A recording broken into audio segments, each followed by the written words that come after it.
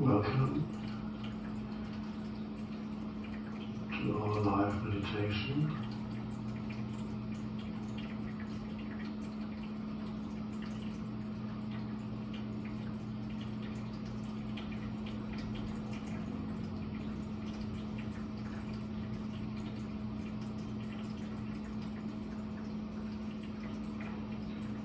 For those of you who are joining us for the first time,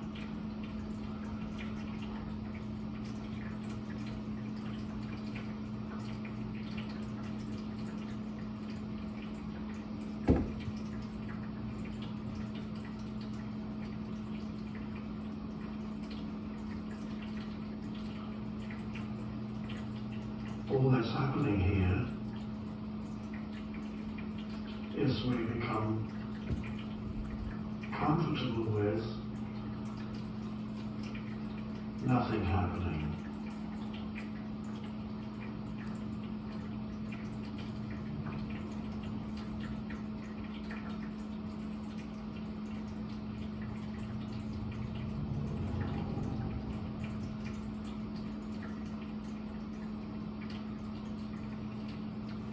So that we can shift our consciousness from doing to being.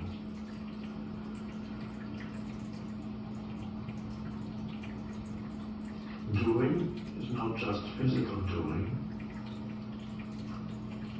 which obviously we are not engaged in right now. Well, the mouse is moving, but that's all. Or you may be twitching a bit, but basically we are sitting or lying.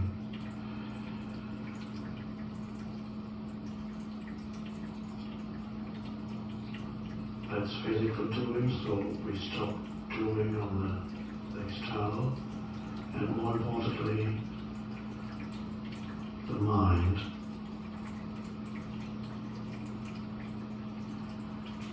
So we are here to experience, get a taste of, or perhaps even more than that, go deeply into the state of being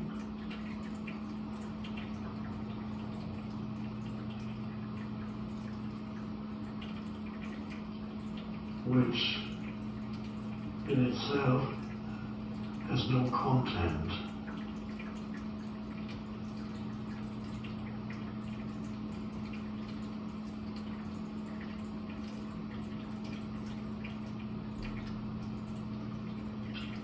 It's a bit like having lived in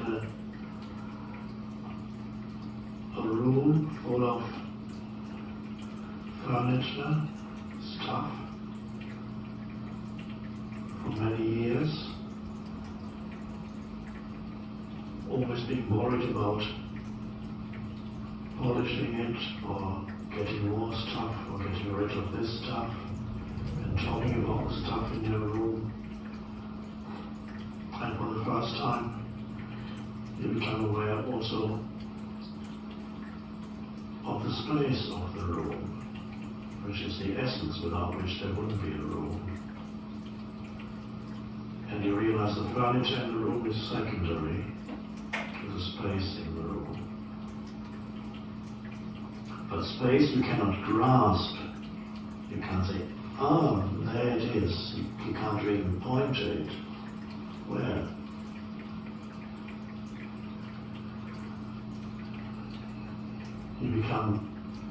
You sense it,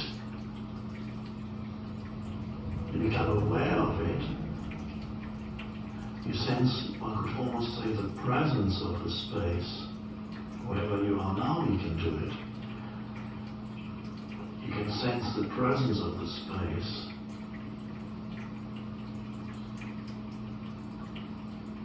And to do that, you might notice, you can't be thinking. Thinking is to do with the furniture in the room, but thinking is never to do with the space in the room. A different faculty is required, inner faculty is required to sense or to become aware of the space wherever you are. That is not thinking. And most humans still don't know that they potentially have that ability or that faculty.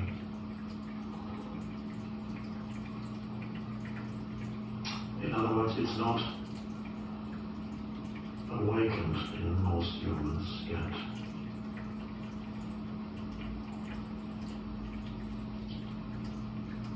And of course we are here for some of you to awaken that, and for many others who are already awake to it, to deepen it. So let's go back to the room.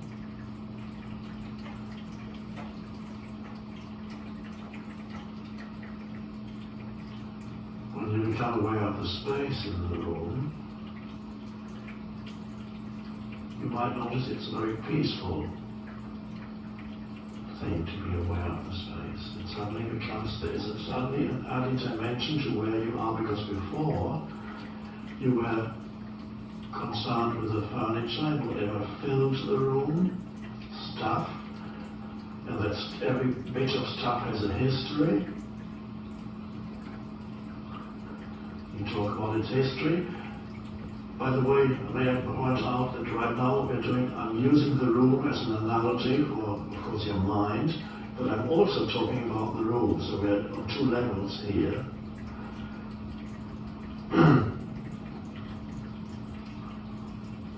So you can take it literally, and you can take it as an analogy for your mind, or both.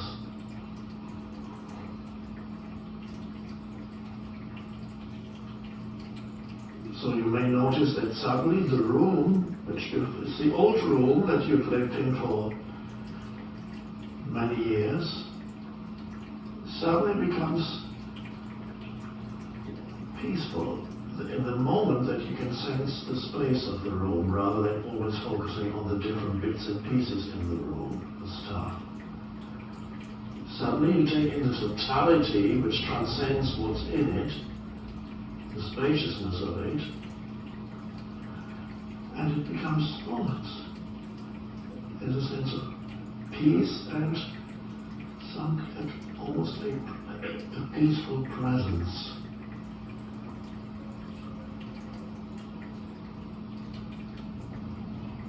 Which of course essentially is, you can say, yes, it's in the room, but of course it's in you.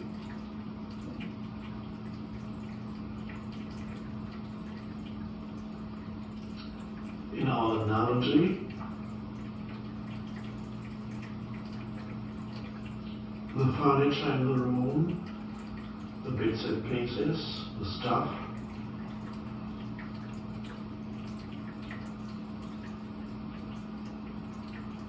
corresponds, of course,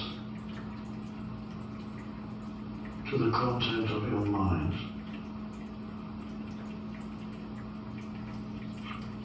The thoughts, most of which are old and repetitive, the furniture,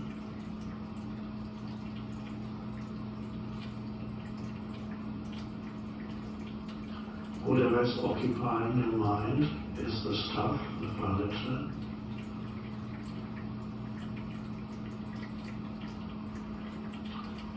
Every item wants your attention.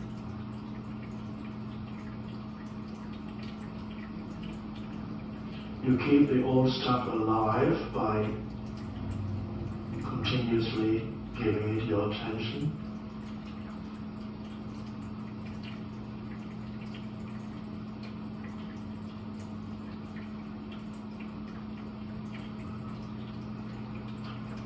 And if you become aware of the space in the room, you withdraw attention from what is in the room, and you become aware of that which could be described as the essence of the room, without which there would be no room. Without any room, there's no room. There's space. Space. And within you, the same.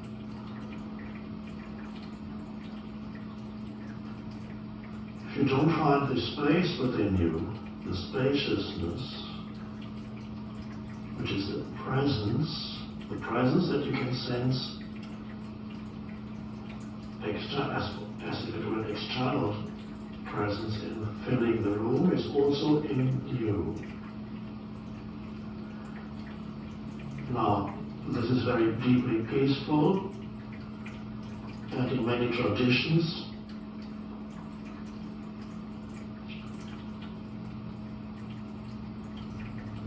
that's called the presence of God.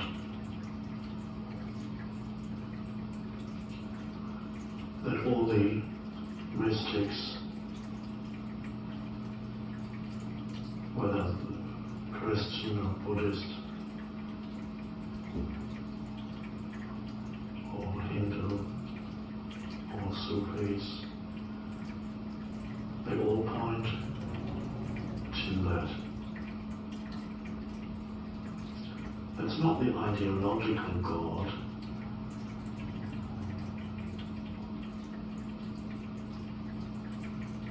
not the person,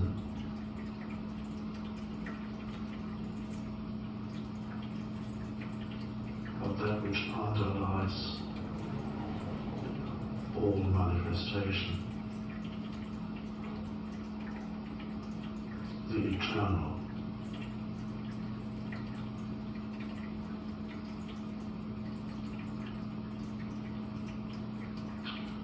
So the eternal is both within and without.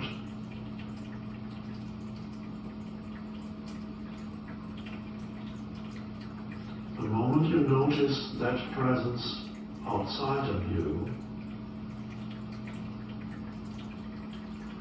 you can be out in nature, you can be in a room.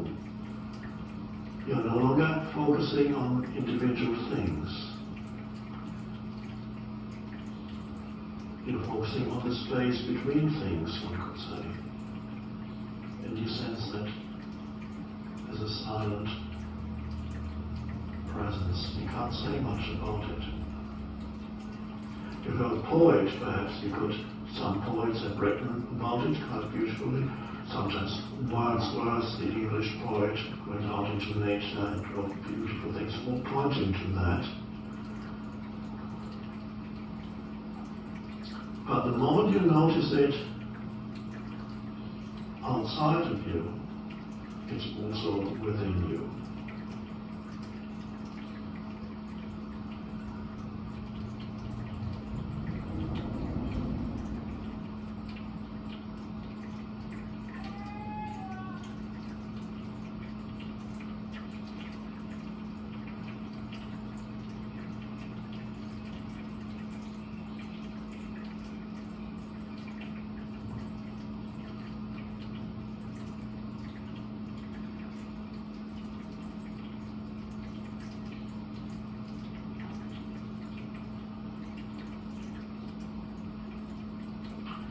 So I call that usually presence.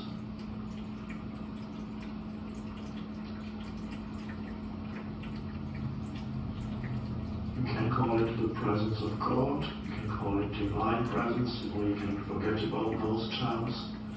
The terms don't really matter.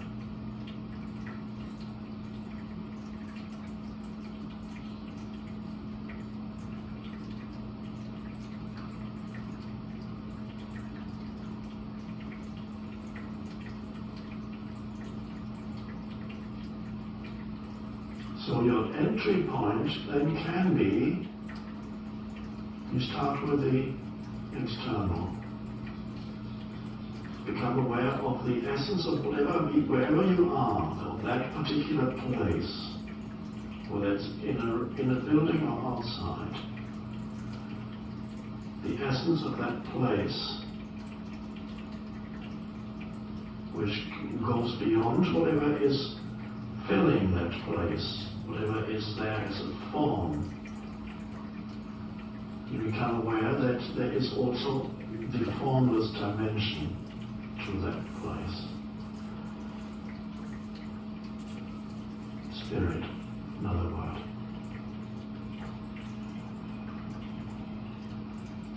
And the more you're able to sense that in your life, the more spiritual you are.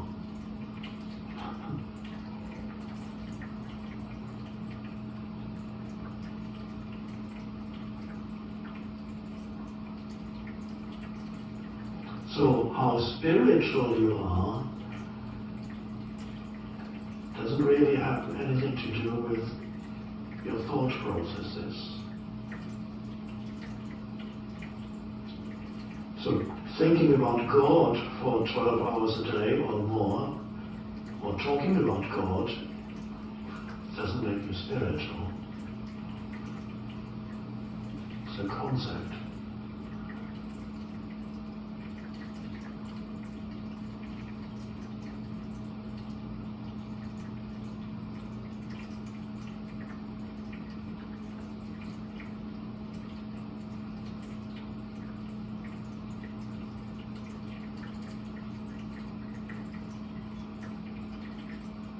And the test, of course, is always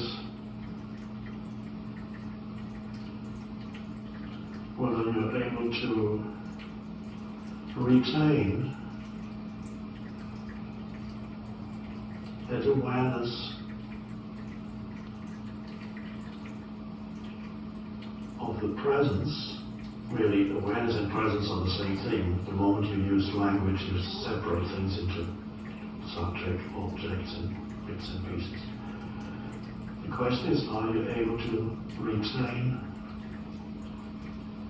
that aware presence, continuing to sense that presence that is, of course, inseparable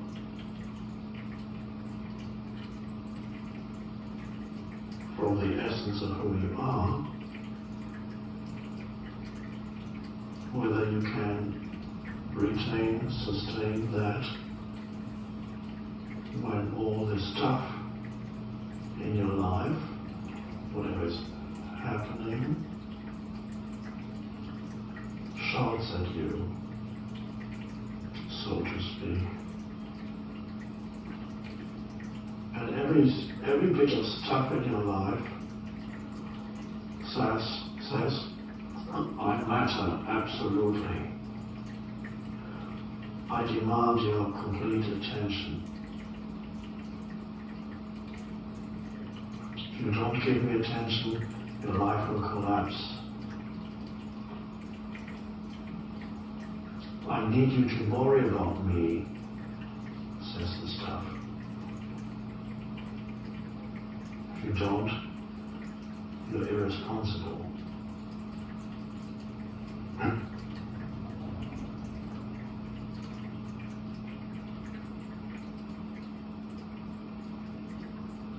Of course, that's not true.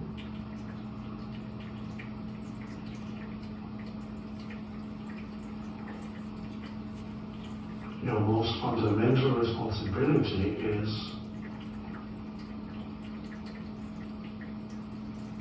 to find that which is beyond the stuff, to access that dimension in you. That's why you're here. That's what the universe wants through you, to awaken to that dimension, to be it consciously. First it seems that it's something outside of you, it's the space in the room, or out here in nature, and then you realize, oh, it's within me too. And it's more essentially me than anything else. That's where the whole feeling of who you are actually originates, in that deep sense of being, of presence. And then it gets mixed up with things, with stuff. And then you sense the beingness through the stuff. Still a little bit, And then a possession can give you a little bit of aliveness. You can sense your car, if you just got it, after a while it wears off. If you just got it, can give you that's a little bit of sense of, deeper sense of identity. So but where really any identity, sense of me, essential self comes from, is from the formless dimension of presence. And for most people, it can only a little bit filter through all things in their lives. And it's never very satisfying because it's to a large extent obscured and it's mistaken for the thing. It's like having a lampshade and you're mistaking the light that comes through the lampshade. You're mistaking the lampshade for the light. And then you attach yourself to the lampshade and not realizing what you love about the lampshade is the light that shines through it. And then you worry about the lampshade.